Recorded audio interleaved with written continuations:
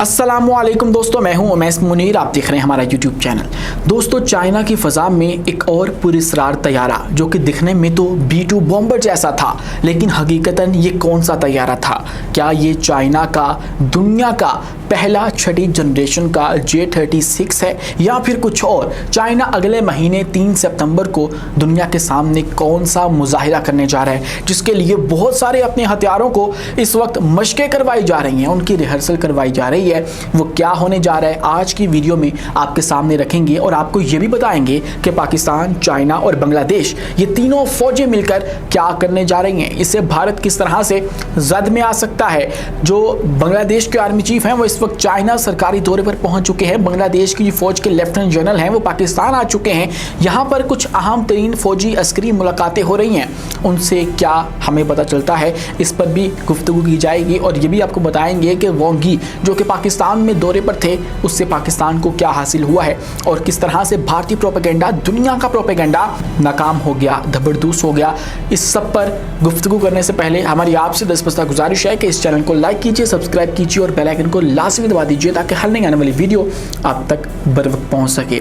दोस्तों, अगले महीने 3 सितंबर को चाइना में वर्ल्ड वार 2 की 80वीं सालगिरह के मौका पर एक बहुत बड़ी परेड का जो इनेकाद है वो किया गया है और मुनाक़िद होगी जब ये, तो उसके अंदर दुनिया के जो जदीद तरीन हथियार चाइना ने तैयार कर रखे हैं वो रखे जाएंगे और एक बहुत बड़ी फौजी ताकत का मुजाहिरा होगा। उस फौजी ताकत के मुजाहिरे के अंदर बहुत से हथियार ऐसे होंगे जो कि पहली दफ़ा चाइना दुनिया के सामने रखने जा रहा है।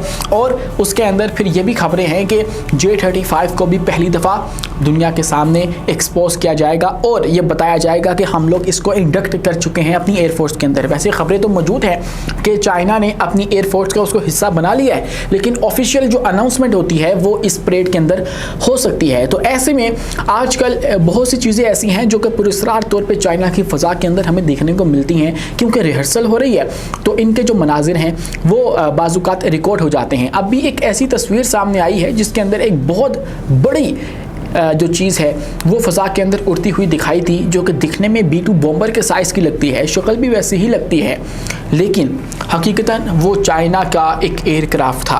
एयरक्राफ्ट अब कौन सा था, इसके ऊपर जो बातचीत है वो जारी है। कहा जा रहा है कि वो J-36 हो सकता है, क्योंकि J-36 देखने में बिल्कुल B-2 बॉम्बर जैसा है और उसका डिज़ाइन जो है वो B-2 बॉम्बर से इंस्पायर होकर तैयार किया गया है, लेकिन वो कोई बॉम्बर नहीं है, वो छठी जनरेशन का फाइटर जेट है जो कि चाइना का पहला तैयार करदा दुनिया का एक फाइटर जेट होगा जिसका ताल्लुक 6th जनरेशन से होने वाला है। टोटली स्टेल्थ है और ये वाली जो ऑब्जेक्ट फ़ज़ा के अंदर देखी गई है ये भी टोटली जो है वो स्टेल्थ थी, लो ऑब्जर्वेबल थी, बहुत मुश्किल से ये कैच हो सकी है।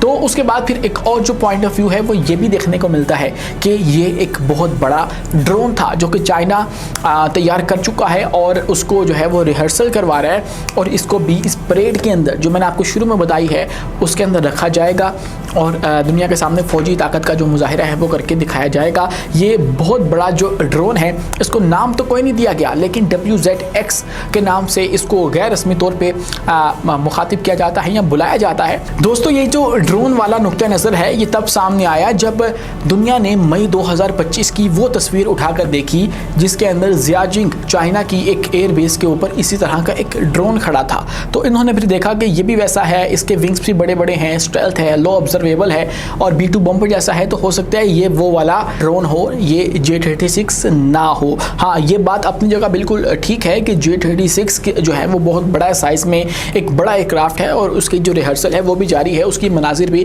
सामने आ चुके हैं, लेकिन अब की बात जो सामने आया है शायद वो एक ड्रोन है जिसको WZX का नाम जो है वो दिया गया है। इसी के साथ अगर बात की जाए तो बांग्लादेश की फ़ौज इस वक्त मुतहरक है और चूँकि वो भारत के साथ पहले भी अपने शिकवों का इजहार कर चुके हैं कि आपके मुल्क के अंदर से हमारे मुल्क के अंदर तकरीबकारी होती है, इसको रोको वरना फिर हम जो है वो एक्शन लेंगे। ये ऑफिशियली उन्होंने अनाउंस भी कर दिया था और एक अलामिया भी जारी कर दिया था रिसेंटली लीगी जो उनकी पार्टी थी उसके हवाले से कि ये वहाँ पर बैठकर हमारे मुल्क के अंदर जो है वो कार्रवाइयाँ इस वक्त करवा रही है।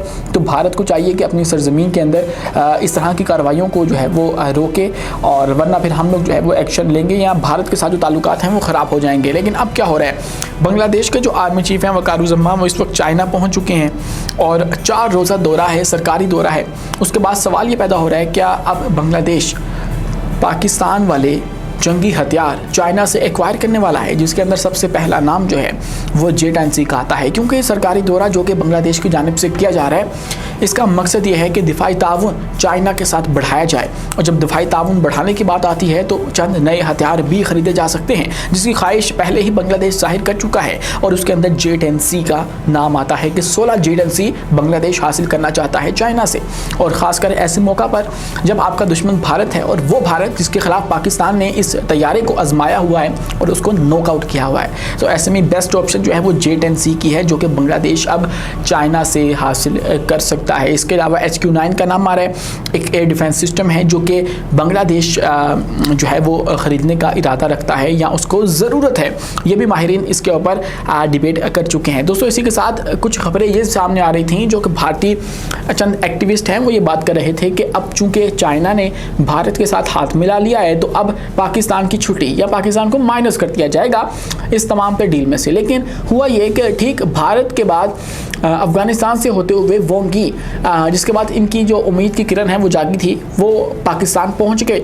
और जब वोंगी पाकिस्तान पहुंचे हैं तो अब उन्होंने जो एक अलामिया जारी किया है, उसके अंदर ये बात वाज़ेह तौर पे बता दी गई है कि पाकिस्तान की खुद मुख्तारी के लिए हिमायत जारी रखी जाएगी। और ये अज़म किया गया है, और ऐसी कोई बात नहीं है कि अगर हमने भारत के साथ हाथ मिलाया है तो पाकिस्तान को हम लोग माइनस करने वाले हैं। और ये जो ताउन है वो जारी रहेगा। और इस मौका के ऊपर जो बड़ी खुशखबरी है पाकिस्तान के लिए चीन से, वो भी सामने आ चुकी है, और वो ये है कि हम लोग CPEC 2.0 के ऊपर जो है वो मज़ीद पेशरफ्त जो है वो करने जा रहे हैं। दोनों ममालिक मिल के उसके ऊपर मज़ीद काम करेंगे। नए नए जो उसके तहत मंसूबे हैं उसकी छाया में वो शुरू किए जाएंगे, और उससे फिर दोनों ममालिक को फ़ायदा होगा। इसी के साथ मज़ीद बात की जाए तो दोस्तों, एक वीडियो जो है वो सोशल मीडिया पे गर्दिश कर रही है, जिसके अंदर आप देख सकते हैं कि अजय डोभाल जो कि भारत के एक नेशनल सिक्योरिटी एडवाइज़र हैं, वो चीनी वज़ीर ख़ारजा से हाथ मिलाते हैं। लेकिन जब वो हाथ मिलाते हैं तो फिर वो इतनी मजबूती से दबा देते हैं जैसे वो बहुत ज़्यादा उतावले हुए जा रहे थे, बहुत ज़्यादा नर्वस थे, एक्साइटेड थे इनको लेकर, या इस मुलाकात को लेकर, या फिर इस मामले को लेकर कि चीन कब हमसे हाथ मिलाएगा और हमारी जो जान है वो छुड़वाएगा। और फिर जब इस वीडियो के अंदर आप देख सकते हैं हाथ मिलाया गया और ना छोड़ा गया, तो फिर चीनी वज़ीर ख़ारजा ने खुद कहा कि भाई हाथ छोड़ दो, क्या हो गया। कोई पहली दफ़ा आप लोगों ने इसको ट्रोल भी कर रहे हैं कि किस तरह से भारत एक्साइटेड था कि चीन किसी तरीके से बस हमारे साथ आके हाथ मिला ले, और अब उसने मिला लिया है। तो भारत को एक जो रास्ता है वो मिल गया है कि अब हो सकता है कि हमारी बचत हो जाए। आज के लिए इतना ही। अपने मेज़बान उमैस मुनीर को दीजिए इजाज़त। मिलते हैं अगली वीडियो में किसी नई मालूमात के साथ। शुक्रिया, अल्लाह हाफ़िज़।